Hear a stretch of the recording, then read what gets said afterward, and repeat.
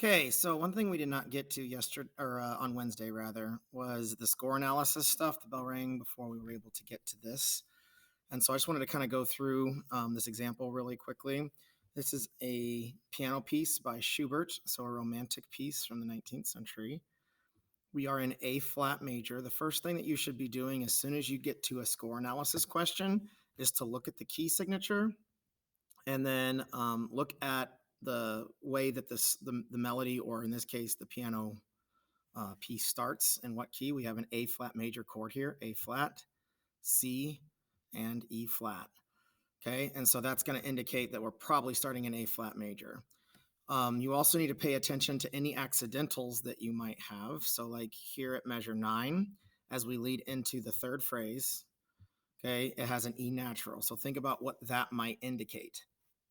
And then once you see that that is an E natural leading eventually up to this F minor chord, think about what that means in terms of perhaps a temporary shift to a new key.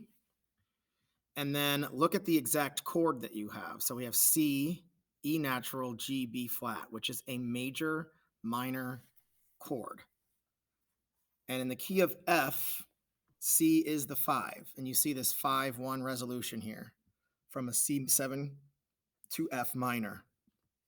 And this is an accented passing, double accented passing tone here. But this is F, A flat, and C, and that would be a minor 6 chord. So when we have this minor 6 and the E natural leading to the minor 6, this is temporarily tonicizing the relative minor. So you would label this chord 5, 7 of 6, and then you would label this as 6.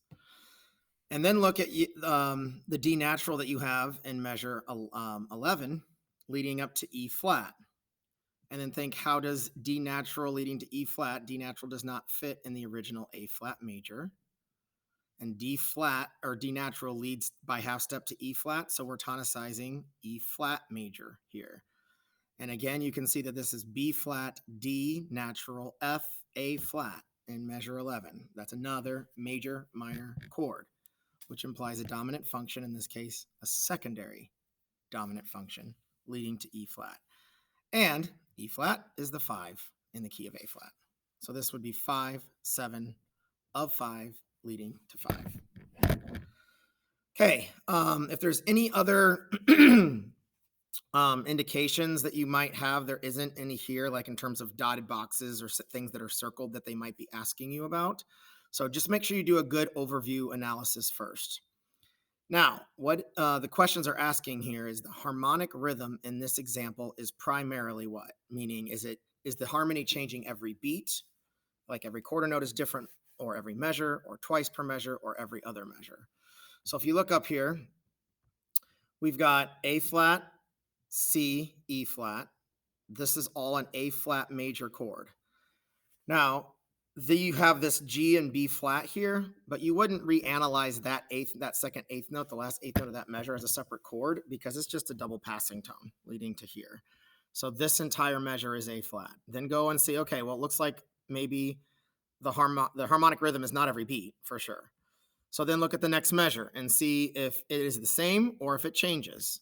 And you see that this is D flat, F, A flat. All of these notes are D flat, F, A flat, except for, again, the offbeat, the and of 2 in this case, which is this eighth note, and it's just a double neighboring tone. So those would be non-harmonic tones. So this entire measure would be labeled as a D flat chord, which would be a major 4 subdominant. So it looks like the harmonic rhythm is going to be a dotted half note, which is the full measure. And then you just check a few more just to make sure. Here's B flat, D, F. So then that would be a minor 2. And then leading to a 5 here, E flat, G, B flat. Again, with these second eighth notes just being non-harmonic tones. So the answer would be every measure. The harmonic rhythm is every measure. So then it's asking for the Roman numeral analysis, which we just did. Okay, so we had a 1 chord, we had a 4 chord, and a 2 chord. And so all of those are the same, and then 5. What you need to look for then is at the end of the phrase, is it 5, 5, 7, 1? Or is it 1, 6, 4, 5, 7, 1? So if you look at the end of the phrase here, here's the end of the phrase. That's 1 chord, that's A flat. This is an E, G, B, D, E flat, G, B flat, D flat. So major minor chord, dominant function, and this is the primary dominant in A flat. E flat is the 5. Now, this is the measure that is going to tell you the answer. It's going to be the differentiating example, because the first like 5 measures are all the same chords for those 2 choices. So then you look at this and you see that this is an A flat, C, E flat. So A flat, even it functions as a 1 chord, but it's in second inversion, so it's a 1-6-4. So that's that cadential 6-4 chord, which is choice C. So you would choose choice C, okay, for your answer. And then the cadence that ends the first phrase, we just said it ended on a 1. So now you can eliminate choice A and B because it goes 5-1 at the end. But then you have to look, is it C or D? Is it imperfect or perfect authentic? Well, you can see from choice question 2 and the analysis you did that they're both root position and it's 5-1. But there's one more thing you got to check. Remember, for PAC or perfect authentic cadence, are the outer voices tonic? They are. You see that this, the top voice is A flat, the bottom voice is A flat. So this is a perfect authentic cadence, letter D. Okay. So then it's asking you for the chord outlined in measure 3, which we already analyzed. It's B flat, D, F. And then again, you have the second little offbeat here, the 8th notes are just double passing tones, so non-harmonic tones. So this is B flat, D, F. That's the supertonic chord. And the bass note is B flat, which is the 2. So that's the root in the bottom. So it's root position, supertonic. So you would write A. And then measure 9, the chord outlined in measure 9. So go up here, find measure 9. And you are going to see that this is the one that we were talking about with the secondary function, the secondary leading tone, E natural, leading up by half step to F. So we labeled this as a 5-7 of 6 leading to 6. 6 is F minor, and the key of A flat is the relative minor.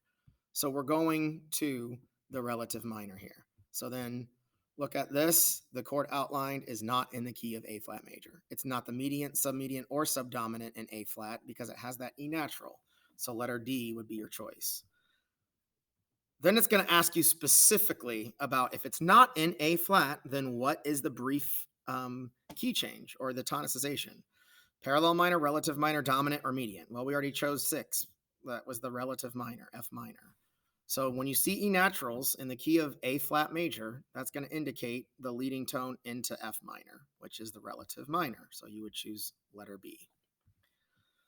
And then number 7 is asking the accidental in measure 9 could be identified as all of the following except.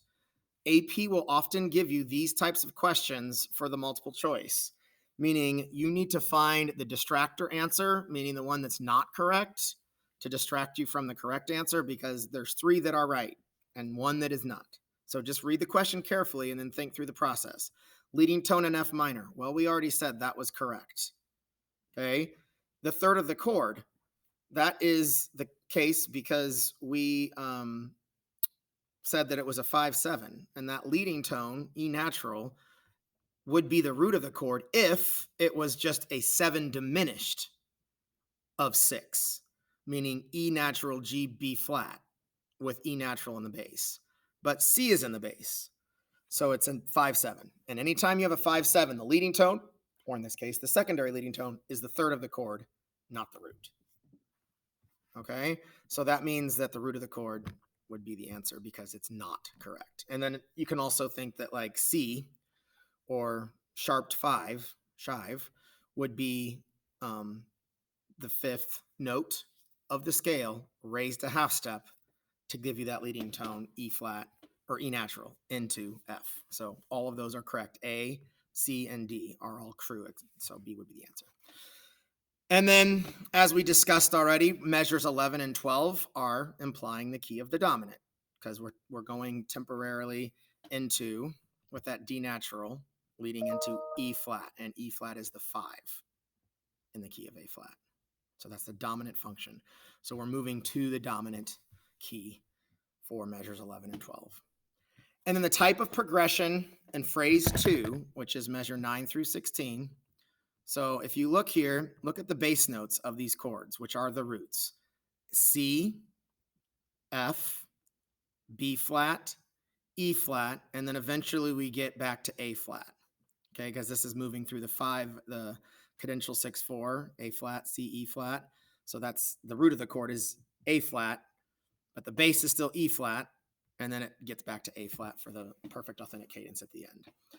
So when you think about the intervals here, we're moving up a fourth, down a fifth, up a fourth, and then eventually to the fifth again to A.